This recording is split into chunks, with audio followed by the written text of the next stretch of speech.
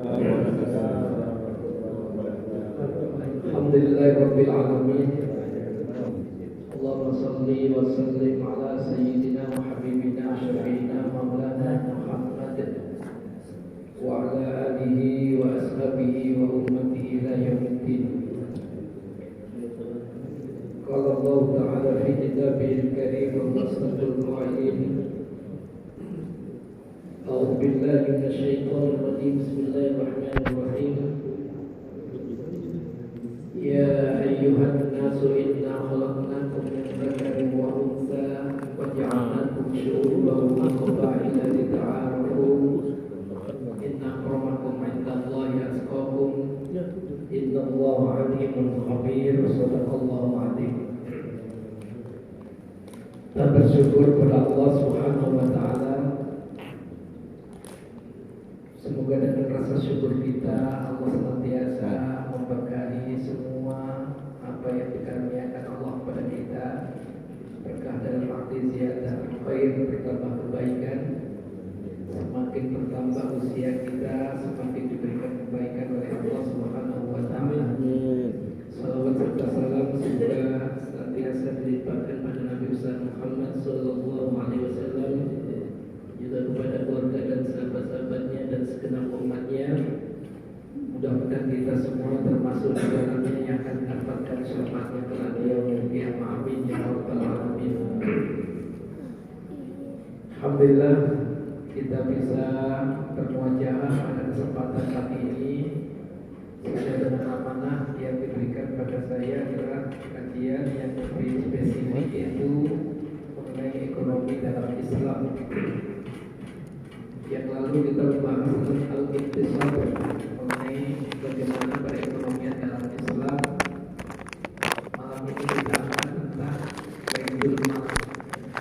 Baitul mal, bait itu rumah, mal itu harta. Zamannya amwal, ya, harta, kekayaan. Ini termasuk materi yang sangat penting, yang masih sulit diwujudkan, ya, masih sulit diwujudkan atau dilembagakan di setiap masjid-masjid Allah. Yang pada dasarnya sebenarnya masjid itu adalah sebagai pusat dari segala aktivitas, termasuk aktivitas perekonomian dalam Islam. Ya. Karena dakwah itu tidak hanya sebatas pada masalah ibadah mahdiyah saja, melainkan juga ibadah ghairul Allah. Itu ibadah yang menyangkut kemaslahatan umat di luar dari yang sudah digariskan oleh Allah Subhanahu wa taala. Maka tema kajian ini adalah Baitul Mal, mengelola ekonomi umat. Ya, mengelola ekonomi umat, karena ekonomi umat ini penting sebenarnya dikelola. Potensinya sangat besar sekali. Andai kata kita punya kesungguhan, ya, punya kesungguhan, punya keseriusan, dan punya ilmu di dalam mengelola, itu adalah sesuatu yang sangat dipentingkan dalam kepentingan jamaah kita kaum muslimin. Ada satu yang bisa kita ambil satu pelajaran seperti yang dilakukan oleh Khalifah Umar bin Abdul Aziz. Khalifah Umar bin Abdul Aziz itu masa kepemimpinannya hanya 3 tahun. Masa kepemimpinannya 3 tahun. Sebelum beliau diangkat sebagai khalifah, itu kondisi umat, ya, kemiskinan rakyatnya itu lebih daripada 60% angka kemiskinannya. Setelah beliau diangkat sebagai khalifah, dalam kurun waktu 3 tahun itu beliau bisa menyelesaikan, ya, masalah kemiskinan rakyatnya. Bahkan terbalik, sampai beliau kesulitan untuk menyalurkan zakat yang dikelolanya. Jadi potensi zakat yang konsentrasi oleh beliau dikelola dengan baik itu. bagaimana menggerakkan para muzaki dan bagaimana memberdayakan para muzaki. Sebenarnya di negeri kita pun juga sama sebenarnya, punya potensi yang sangat besar. Andai kata para muzaki ya, yang wajib zakat itu ya, diberikan satu keimanan yang kokoh ya, tentang bagaimana kedudukan harta yang dimiliki yang diberikan oleh Allah Subhanahu wa taala kepadanya, dan kemudian lahirlah kesadaran untuk melaksanakan zakat, dan kemudian zakat itu dikelola dengan baik di negeri kita ini. Sesungguhnya juga tidak ada orang miskin di negeri kita sebenarnya. Ini menyebabkan ada kemantekan bahwa zakat itu tidak berdaya guna atau kurang berdaya guna. Karena mungkin sulit juga menggerakkannya, juga belum ada keseriusan di dalam mengelolanya, yang sebenarnya dihitung-hitung triliunan dari para pusat itu. Andai kata para penghasil baik itu pegawai negeri maupun swasta, ya, semuanya menjalankan sistem zakat ini, sebenarnya semuanya bisa terjawab permasalahan-permasalahan. Maka karena itu kita mulai dari hal yang kecil di tempat-tempat kita, di masjid-masjid kita. Masjid itu adalah pusat daripada dakwah Islamnya. Jadi menyangkut masalah ibadah, mahdiyah, juga masalah ghairul mahdiyah. Jadi termasuk ibadah itu. Karena itu kita coba bahas dalam hal ini, paling tidak sebagai satu inspirasi yang itu bisa kita lanjutkan ya. Jadi ruang lingkup di dalam kajian Islam itu ada 3 sebenarnya: akidah, ibadah, dan muamalah. Ya. Di akidah ini menyangkut akidah yang penting sekali sebagai fondasi. Ya, akidah itu fondasi. Muamalah, ibadah itu implementasi. Jadi dasar daripada kita untuk melaksanakan segala sesuatu itu perlu adanya fondasi yang kokoh. Kalau fondasi kokoh itu maka akan berdiri tegak dan tidak mudah dirobohkan oleh badai-badai. Kalau fondasinya kokoh. Jadi oleh karena itu perlu penanaman fondasi yang kokoh ini. Maka Rasulullah SAW masa kenabiannya itu lebih lama menanamkan akidah itu sebenarnya. 13 tahun itu periode Makkiyah, itu 13 tahun di Makkah itu adalah fondasi. Jadi 10 tahun kemudian baru menyangkut masalah praktisi ya, mengenai pengamalan implementasi daripada akidah itu ya, yang disebut dengan madaniyah ya, madaniyah. Jadi artinya memang penting sekali itu penanaman akidah kita ya, yang kokoh. Yang kemudian ada masalah ibadah. Itu ibadah dalam ini ada ibadah ma'dhah, yang kita maksudkan adalah ibadah ma'dhah, yang sebenarnya muamalah pun juga untuk ibadah. Karena wa ma khalaqtul jinna wal insa illa liya'budun. Tidaklah aku ciptakan jin dan manusia itu melainkan untuk beribadah. Jadi sebenarnya seluruh aspek itu ibadah. Hanya saja kita spesialisasikan, kita bagi ada ibadah ma'dhah, ada ibadah ghairul ma'dhah. Ibadah ghairul ma'dhah ini menyangkut masalah muamalah. Dan di dalam Al-Quranul Karim justru ini muatan yang paling banyak itu. Jadi kalau Bapak mengkaji Quran itu justru masalah muamalah itu yang paling banyak dibahas dalam Quran. Karena itu menyangkut banyak rentetannya. Ya, banyak rentetannya. Karena ini menyangkut masalah hubungan seseorang dengan orang lain atau dengan lingkungan di sekitarnya. Itu masalah muamalah. Jadi menyangkut itu semua, dan ini tidak bisa terlepas. Bukan hari per hari, detik per detik, jam per jam ini kita berinteraksi. Islam mengatur ini semua itu. Islam mengatur ini semua. Maka ada semua. Tidak ada kitab ya samawi yang sesempurna seperti ada yang dalam Al-Quran Al-Karim itu. Sebagai Allah al-munazzal ala Rasulillah biwasitil amin Jibril alaihissalam al-manqul ilaina bitawatir. Ini menyangkut masalah apa? Al-Quran yang begitu sempurnanya. Maka sempurna tidak al-yawma akmaltu lakum dinakum wa asma'tu alaikum ni'mati wa raditu lakumul Islam dinan. Jadi menyangkut itu. Jadi menyangkut semua ada di dalam Al-Quran. Ya. Jadi muamalah itu adalah hubungan seseorang dengan orang lain atau dengan lingkungan di sekitarnya. Ini bukan hari per hari, bulan per bulan, terkait bisa jadi detik per detik kita berkomunikasi. Bagaimana cara-cara Islam di dalam hal muamalah?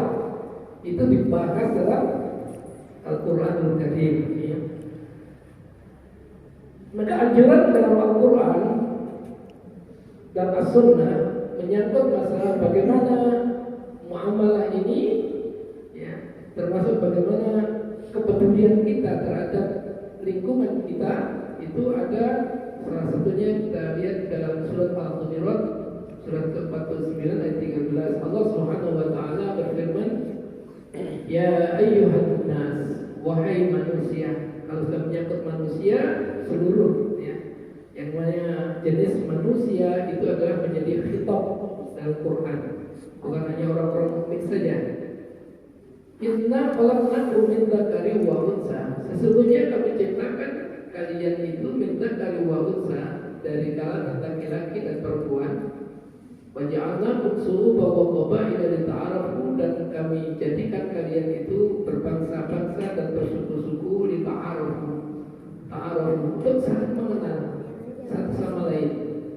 Ta'aruf, arif itu adalah sebenarnya lebih mengucap dalam hati kalbu kita. Kearifan itu bisa lahir itu kalau kita mengerti secara mendalam. Mengerti secara mendalam.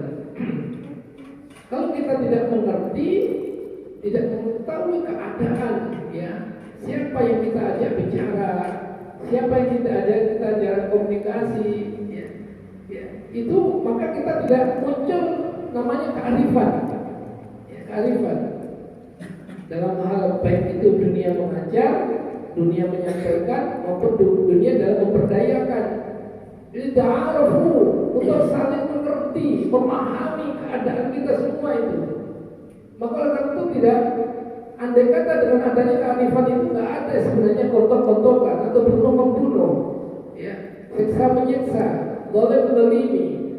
Itu semuanya karena tidak ada kearifan dalam dirinya, tidak memahami situasi dan kondisi. Tidak akan marah-marah kita kepada orang-orang yang mengerti. Katakan kita kepada anak-anak kecil kita, anak kecil-kecil kita memang biasanya sudah dunia bermain gitu ya. Dimanapun dia bermain, tidak pernah dia berhenti, terus bergerak. Kalau kita ajak dalam masjid pun sebenarnya anak kecil pun juga begitu, tidak akan pernah berhenti bergerak. Kita memahami itu, memahami munculnya kearifan, ya, kearifan. Ya, jadi begitu juga dalam hal masalah ekonomi, hubungan kita dengan sesama manusia, munculnya kearifan itu kalau kita memahami keadaan dengan semua siapa di lingkungan di sekitar kita. Dita'aruf, jadi berbangsa, bersuku-suku, itu adalah dita'aruf untuk diciptakan oleh Allah, Pak, saling mengenal, memahami satu sama lain. Inna akramakum indallahi atqakum, sesungguhnya kami muliakan orang yang paling mulia di sisi Allah itu adalah orang-orang yang paling takwa di antara mereka, yang paling takwa.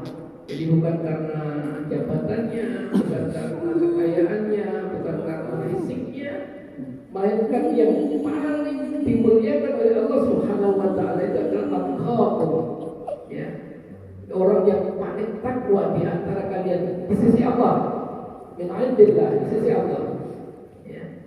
Innallaha alimun khabir, sesungguhnya Allah Maha Alim, Maha Khabir, ya. Khabir, alim, Maha mengetahui. Khabir itu adalah memahami yang lebih teliti, detail, ya.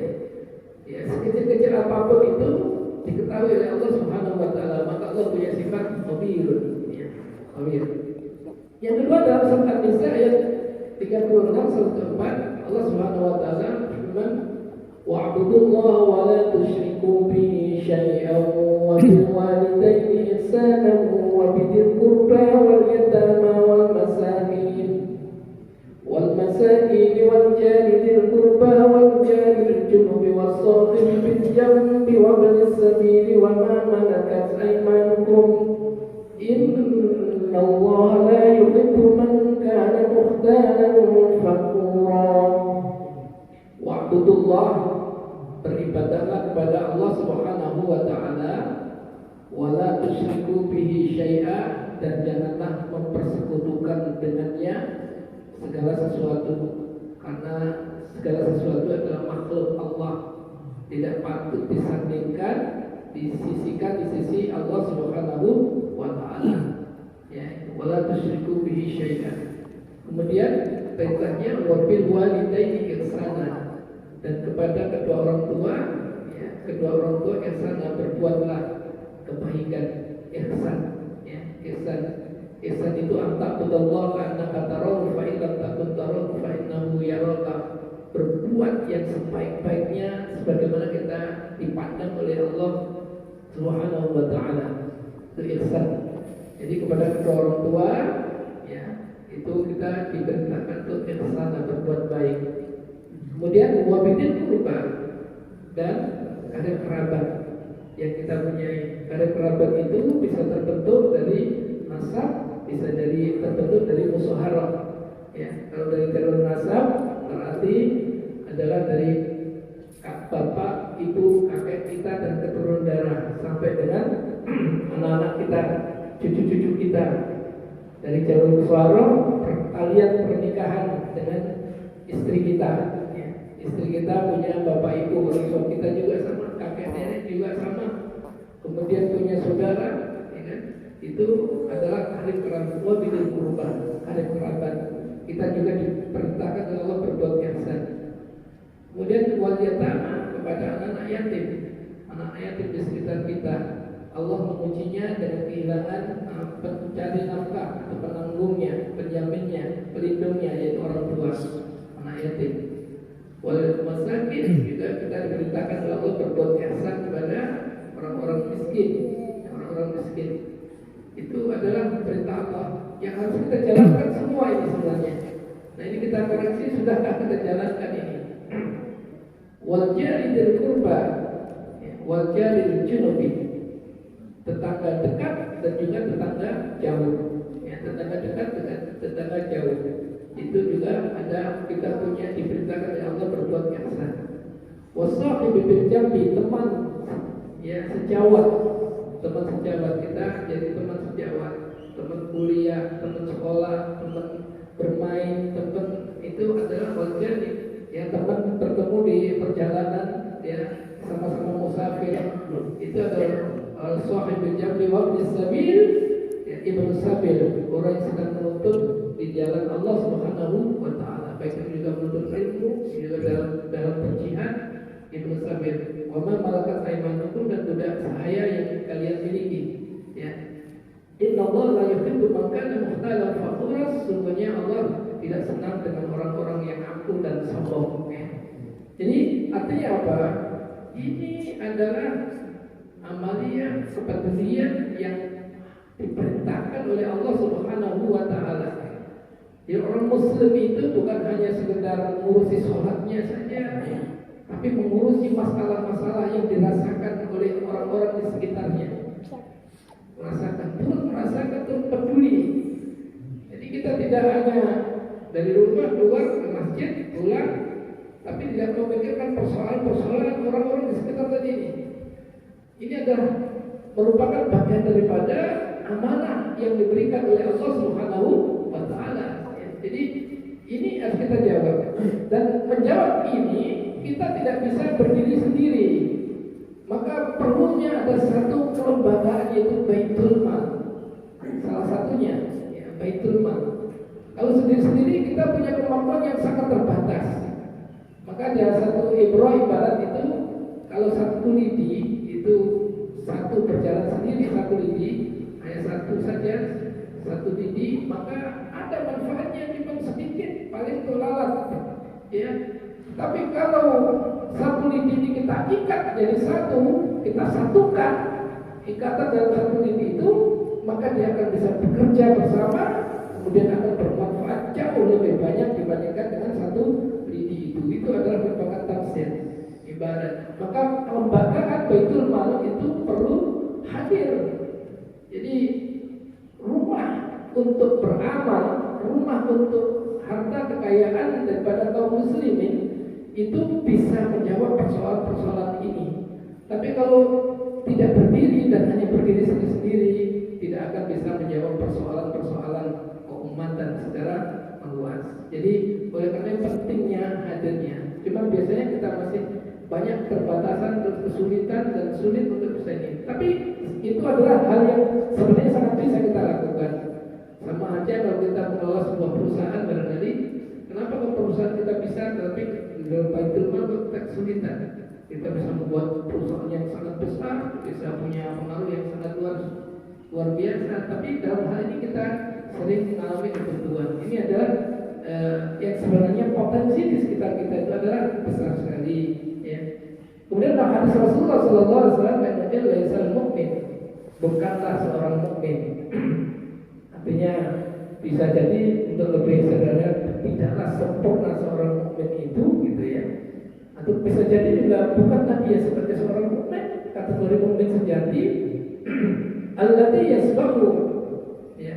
Dia kenyang, ya. Wajahuhu ja'idun ila jambi, sedangkan tetangganya adalah sedang dalam keadaan kelaparan sampai ke lambungnya. Ya.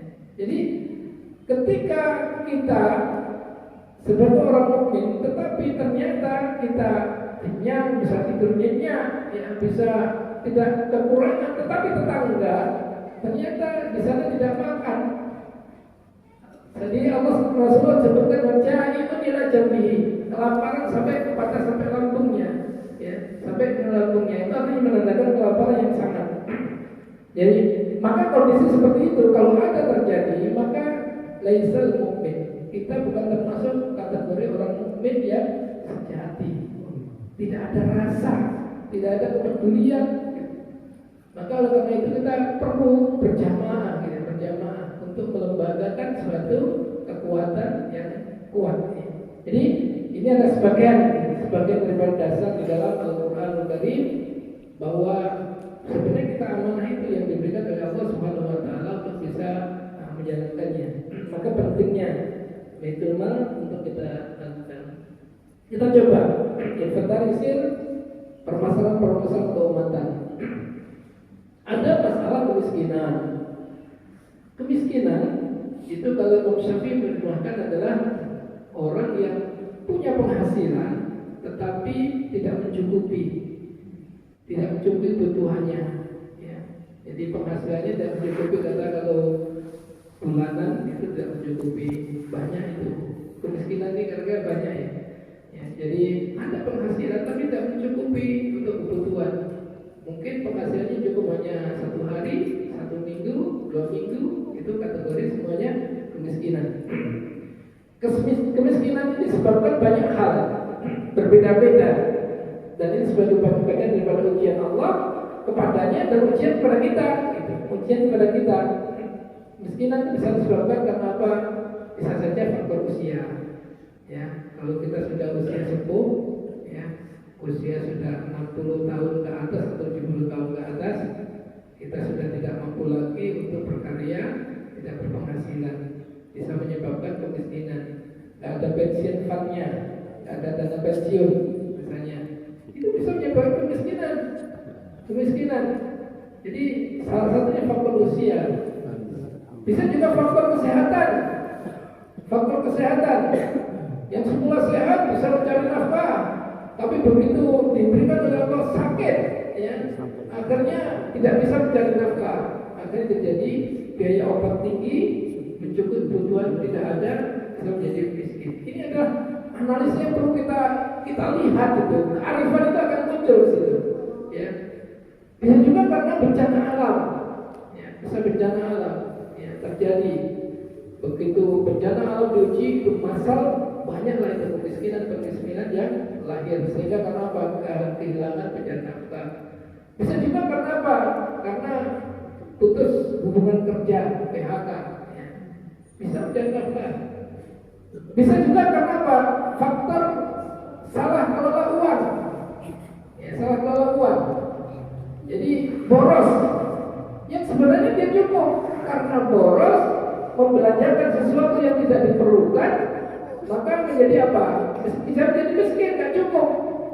Ya, belinya konsumerisnya tinggi sekali. wah belanja ini, kebutuhan dasar pokoknya akhirnya kurang. Biaya pendidikan anaknya nggak bisa, gitu. Dan sebagainya. Ini faktor salah kelola keuangan. Ini butuh ilmu. Ini perlu juga. Baitul Mal ini juga perlu melatih seperti ini sebenarnya. Sampai ke tingkat ini, ya, kita ini kan. Jadi bisa juga karena salah kelola. Bisa juga karena kemalasan. Karena kemalasan. Karena dia malas, akhirnya tidak punya penghasilan.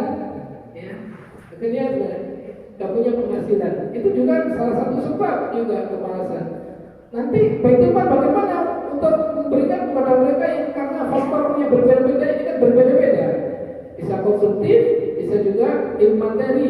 Kalau kemalasan misalnya dengan cara apa? Membimbing, ya, membimbing untuk bersemangat, motivasi, bisa kita lakukan. Ya, jadi itu diantaranya faktor-faktor penyebab kemiskinan banyak sekali yang ragam, ya, yang ragam sekali yang perlu kita hayati. Ya. Itu sebab-sebab diantaranya faktor kemiskinan, ya, jadi antara itu. Kemudian ini faktor kenakalan remaja ini banyak sekali, apalagi sekarang situasi sekarang ini, masya Allah, ya.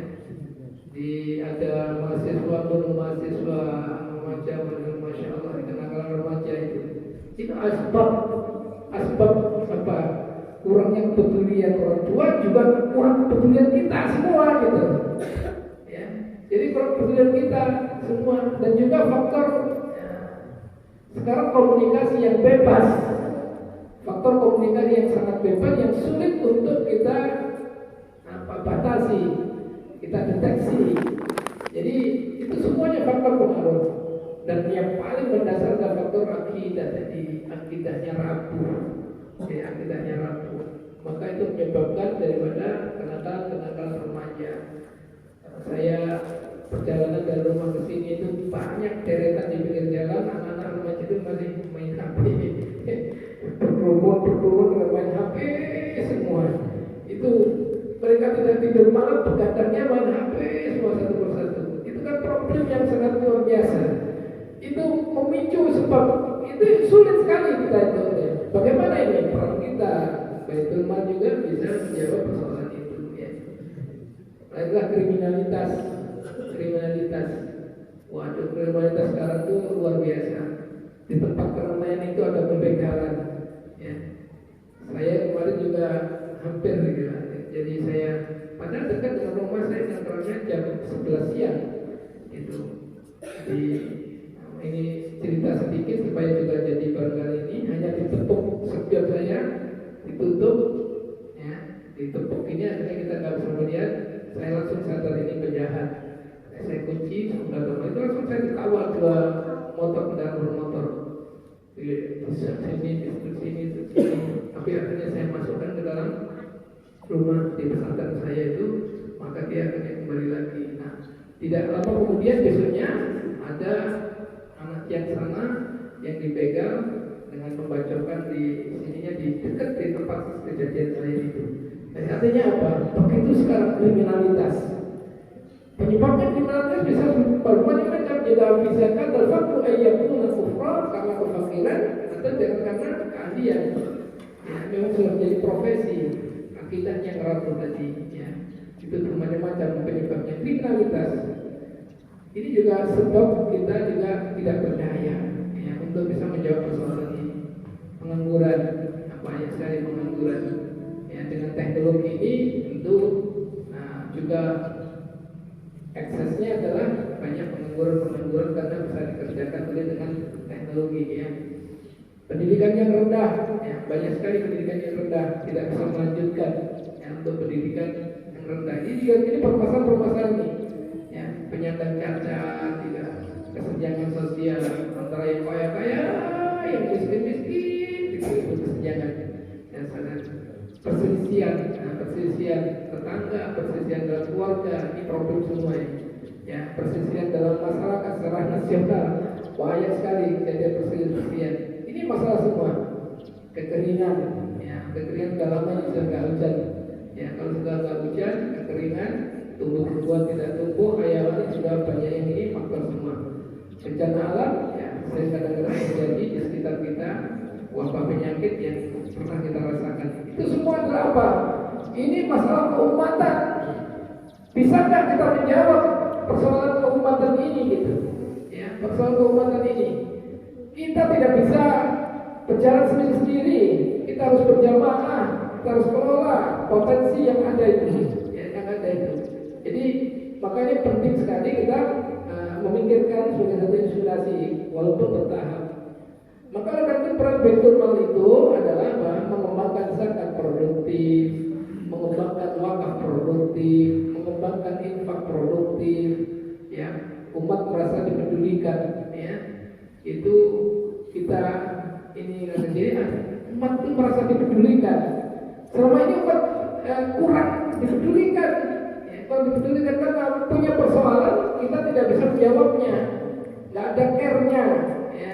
Jadi ini adalah penting sekali diantaranya. Jadi ada potensi zakat, ya, potensi zakat di kaum muslim ini semuanya ada potensi zakat. Bagaimana zakat itu dikelola, dikemas, wakaf juga wakaf produktif, ya. Wakaf produktif itu sebenarnya bagus sekali bisa kita kelola dengan banyak. Termasuk infak itu adalah baik itu ya termasuk sedekah taubat lah, ya. Kita kelola semua. Jadi ini bisa kita kelola dengan baik, kita fact finding, bisa mencari data, baik itu data dari para musaki maupun data dari para mustahik, itu kita kelola. Baru kita tahu potretnya persis, ya, potretnya persis di sekitar kita itu. Sebenarnya berapa banyak musaki, seberapa banyak para mustahik yang punya permasalahan keumatan ini. Kita belum sampai ke sana, ya. Untuk mendata secara konkret sebenarnya potensial, kita hanya sekedar jalan masih ya, itu rata-rata ya, rata-rata di semua itu gitu. Nah, ini perlu kita pikirkan. Saya kira kompetensi di sekitar kita punya kemampuan itu. Maka alternatif program untuk dia persoalan-persoalan itu seperti apa? Seperti bantuan konsumtif atau benefit tadi, itu tergantung situasi kondisi. Bisakah kita mencukupi orang-orang miskin di sekitar kita yang sudah tidak berdaya lagi, tidak mungkin tidak bekerja lagi, saudaranya sudah tidak mampu bisa mengangkatnya, Baitul Mal bisa memberikan konsumtif, ya. Jadi kita tidak orientasi pada fisik saja, bagaimana pembangunan. Jadi innama ya'muru masajidallahi man amana billahi wal yawmil akhir. Kemakmuran masjid itu bukan hanya jamaahnya makmur yang banyak jamaahnya, melainkan bagaimana bisa memakmurkan jamaahnya, ya, makmurkan jamaahnya. Jadi jamaahnya betul-betul makmur. Jadi tadi sebagaimana setelah hadis Rasulullah SAW tadi, kita bisa mendengar usaha-usaha kecil ini sebagai satu choice, dia pilihan-pilihan, ya, usaha-usaha kecil. Kita berikan satu permodalan, memberdayakan petani melalui beras misalnya. Bagaimana petani jauh dari kita, tapi kita mencoba kemasan itu dihubungkan dengan para petani ini sebagai satu alternatif, ya, beasiswa yatim dan duafa. Itu bagaimana anak-anak kita supaya tidak mengalami pendidikan yang rendah tadi. Kita adakan misalnya beasiswa yatim dan duafa, ya. Kita berikan pada anak yatim dan duafa itu sebagai satu solusi ini. Itu merasa dipedulikan, ya, merasa dipedulikan dengan kita mereka. Lancaran sumber air, ya, lembaga atau keluarga, misalnya ada keluarga yang tidak mampu untuk airnya kemudian kering, bagaimana kita bantu dengan mata air misalnya. Itu bisa menjawab satu kali, bisa untuk seterusnya, ya. Budidaya perikanan bisa saja di lingkungan kita mengadakan pendidikan banyak cara-cara support lembaga pendidikan, ya, pendidikan yang berat untuk bisa berpacu, kita support dengan sarana dan prasarananya, ya. Pemberian ini hanya satu ini aja, ini inspirasi dalam mengelola untuk bagaimana memberikan satu alternatif di dalam ini kan, ya. Mengejar waktu. Nah, pemanfaatan teknologi, saya kira sudah banyak teknologi ini di kita perbankan itu ada tabungan, ada giro, ada transfer, ada QRIS dan lain sebagainya. Itu bisa kita satu sistem yang bisa kita kembangkan, ya, dengan satu teknologi. Kita manfaatkan betul teknologi, jangan sampai kita tidak manfaatkan. Jadi orang biasanya masukkan ke kotak amal dengan transfer itu biasanya ke dia mana? Kita transfer ya. Ya kita transfer. Kalau kota amal paling baik diberi yang paling kecil. Dompet dikeluarkan beri yang paling kecil. Tapi kalau transfer dia pasti jauh lebih besar, ratusan ribu atau jutaan ya di dalam ratusan. Nah ini karena apa, kita memberdayakan teknologi. Jadi kita jelas Baitul Mal ini punya rekening ini ya, bisa juga tinggal tempel begini tek langsung bisa transaksi. Nah teknologi itu semuanya bisa kita pakai kita pakai ya. Penerimaan tunai dan fisik saya kira kita butuh juga dalam satu sekretariat atau kantor Baitul Mal tertentu yang diwujudkan kemana ketika mereka menyerahkan, karena kadang-kadang menyerahkan dalam bentuk fisik ya, website laporan keuangan. Nah ini perlu secara terbuka karena itu masalah keumatan, itu perlu laporan. Jadi laporan bisa langsung ditransfer di setiap di website yang kita buat, dan buat website juga tidak terlalu sulit, banyak saya kira di kalangan kita yang ahli ya, yang ahli. Jadi pelaporan setiap bulan bisa langsung dilihat di website itu. Nah itu adalah sebagai satu keterbukaan. Permasalahan-permasalahan juga bisa disampaikan di dalam website itu. Jadi saya kira penting ya. Perlu pembinaan tatap muka dan online. Pembinaan tatap muka ini bisa juga pembinaan pada para muzaki, para mufikir, juga pada para mustaqim ya, para mustaqim ya, pendataan muzaki dan mustaqim ya. Saya kira perlu kita mulailah tahap awal kita mendata para muzaki dan para mustaqim. Dan terakhir adalah sasaran program itu kemana? Sebenarnya sudah ada disebutkan dalam Quran. Ini adalah 8 Innamas shadaqatu lil fuqara'i wal masakin wal 'amilina 'alaiha wal mu'allafati qulubuhum wa fir riqab wal gharimina fi sabilillahi wa ibnis sabil fariidatan minallah wallahu 'alimun hakim. Jelas sebenarnya. Tinggal tak diberikan gitunya. Jadi itu tetap ada fuqara, masakin, 'amilin, mu'allafati qulubuhum wal gharimin, itu semua bisa. Nah, kita masih kita masih sedikit sekali yang bisa kita jalankan amanah Allah di dalam Al-Quran itu. Andai kata ini bisa kita implementasikan, maka subhanallah kan bisa menjadi jelas sebagai satu pengantar. Ini barangkali ada pertanyaan, menambahkan, silakan Pak.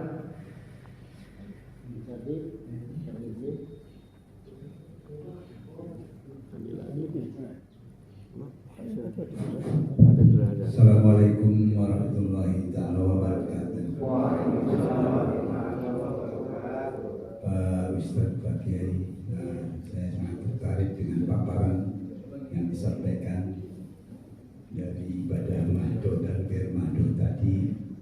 Ternyata dapat mencakup hampir keseluruhan tentang ubudiyah Islamiyah yang sifatnya amaliyah. Artinya paparan ini kalau hanya wacana yang dihafal oleh kita, yang dipahami, tapi tidak ada implementasi di lapangan, ini tentunya akan menjadi satu ganjelan kalau bagi saya itu.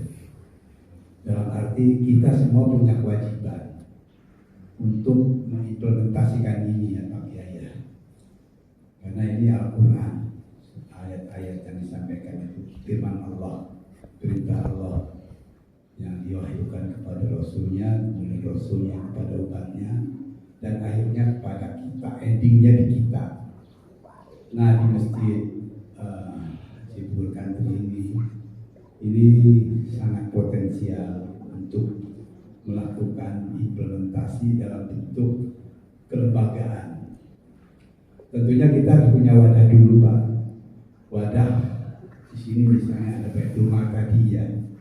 Baitul Mal ini satu wadah yang memang sangat baik Pak. Saya meneliti dari beberapa hal dan beberapa pesantren, ternyata itu punya potensi yang cukup baik dan bisa tajam gitu ya. Bisa tajam dalam mengimplementasi, mengamalkan, mendistribusikan daripada hasil ya. Pengumpulan dari Baitul Mal itu, karena semua nanti ada check and cross checknya. Nah ini ya kita di sini punya tanah pakar, kemudian insya Allah para jamaah di sini insya Allah dengan bekerja sama niat karena Allah akan bisa membangun dari awal masjid ini. Nanti ada semacam baitul mal yang sifatnya kelembagaan. Nah itu mungkin Pak Kiai, Pak Ustadz bisa membimbing gitu ya, atau menjadi pembina di sini. Ya kita nanti kelanjutannya tentu ada tindak lanjut Pak. Nah mungkin ini yang sangat berarti bagi kita semua. Siapa tahu dari Cibubur Country ini, Hidayah ini bisa menyebar kebaikan-kebaikan kemana-mana. Demikian, mohon arahan dan petunjuk. Terima kasih. Assalamualaikum warahmatullahi wabarakatuh. Waalaikumsalam warahmatullahi wabarakatuh. Ya benar sekali Pak. Jadi ini hanya sebagai inspirasi aja dulu.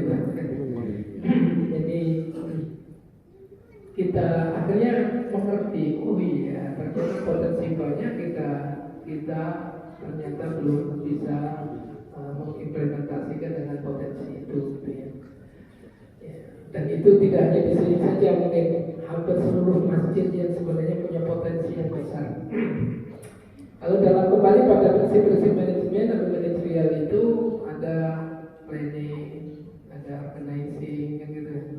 Ya, ada evaluasi, ada controlling itu andai kata itu aja dimulai dari itu. Pertama dari planning saja, adakah perencanaan? Ya. Mungkin barangkali belum juga, gitu ya. Belum ada perencanaan untuk pelembagaan. Nah, mulai dari situ ada satu perencanaan yang baik, berdiskusi. Setelah ada perencanaan, baru ada pengorganisasian, ya. Jadi organisasinya sudah dibentuk, baru pelaksanaannya, aktualisasinya itu kita lakukan dengan secara bertahap. Tidak harus sebenarnya harus besar gitu, bertahap. Ya. Kalau mungkin misalnya ada bahasa yang sederhana 3M misalnya, mulai saat ini, ya, mulai dari yang kecil, gitu ya. Itu ada sebenarnya menyederhanakan aja itu, tidak harus. Jadi yang penting tahapan-tahapan itu. Jadi sudah adakah perencanaan di dalam masalah ini? Yang sebenarnya kalau kita menyelenggarakan seperti ini bukan hanya sekedar menjawab persoalan umat saja, melainkan apa? Bagaimana kita mengimplementasikan ayat-ayat Allah? Gitu. Kita bisa sebagai ibadah Allah itu misalnya, untuk bisa menjalankan gitu. Jadi sehingga sebagai satu apa? Ini sebagai satu asal kita nantinya. Asal itu adalah yang akan terus bergulir, berjalan dari generasi ke generasi. Kebaikan ini akan dirasakan terus gitu ya. Dan ini sangat bisa. Kalau kita bisa membangun masjid sampai sekian miliar, tapi kenapa kita tidak bisa untuk membuat sebanyak ini gitu. Ya kan, membangun masjidnya, karena saya lihat masjid-masjid semua itu miliaran semua. Di kampung saya pun, kampung yang pojok di daerah saya itu, dari Mojokerto itu 5 miliar juga membangun masjid. Ya. Tapi kemiskinan banyak. Artinya keluhan hari-harian itu, ya, saya sering mendapatkan keluhan-keluhan itu ya. Jadi tidak bisa ini, butuh beras, sekarang hari tidak punya uang, macam-macam kan gitu. Jadi artinya apa? Ada satu ketimpangan yang programnya yang tidak seimbang gitu ya. Seimbang. Saya tidak menyalahkan teman-teman masjid ini enggak, itu sudah bagus ya kan. Tapi bisa nggak kita untuk menjawab itu? Jadi makmurnya masjid itu bukan banyak jamaahnya, melainkan bagaimana bisa memakmurkan jamaahnya. Innama ya'muru masajidallah man amana billahi wal yawmil akhir. Jadi itu. Jadi ada satu tahapan barangkali Pak. Saya kira Bapak sudah ahli dalam manajemen. Ya, tinggal bagaimana ilmu manajemen ini bisa terapkan di dalam masjid ini misalnya gitu. Jadi kita mulai ini sebagai satu inspirasi saja. Kemudian nanti ada planningnya, perencanaan itu ya, kalau plan itu kan sudah bisa terukur ya, mengenai bagaimana dan kapan waktunya itu ada perencanaan. Nah ini barangkali yang perlu untuk bisa dijalankan. Mudah-mudahan bisa. Jadi kita bertahap untuk menjalankannya. Yang penting ada dulu nawaitunya dulu, ya nawaitunya. Coba barangkali mau alamnya. Silakan Pak. Silakan satu lagi Pak. Bagus.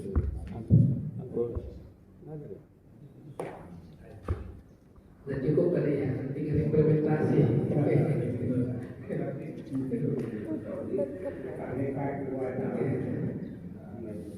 Ada bahas banyak.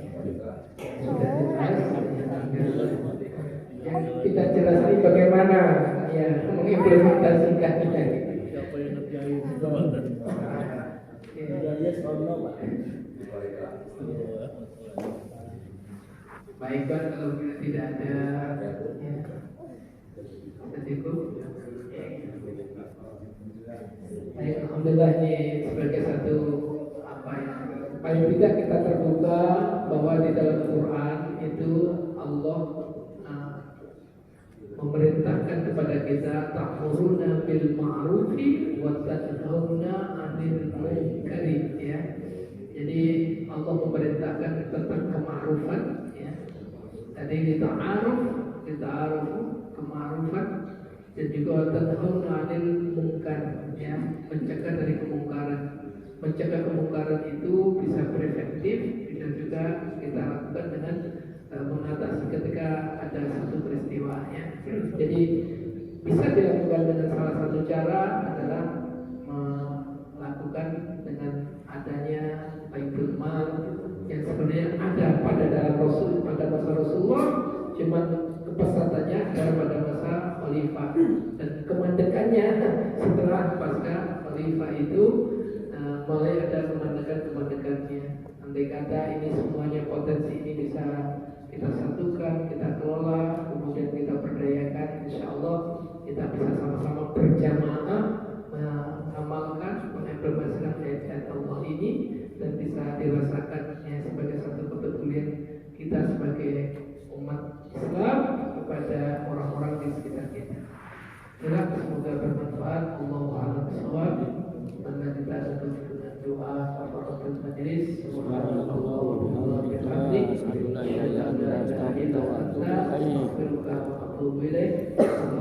warahmatullahi wabarakatuh.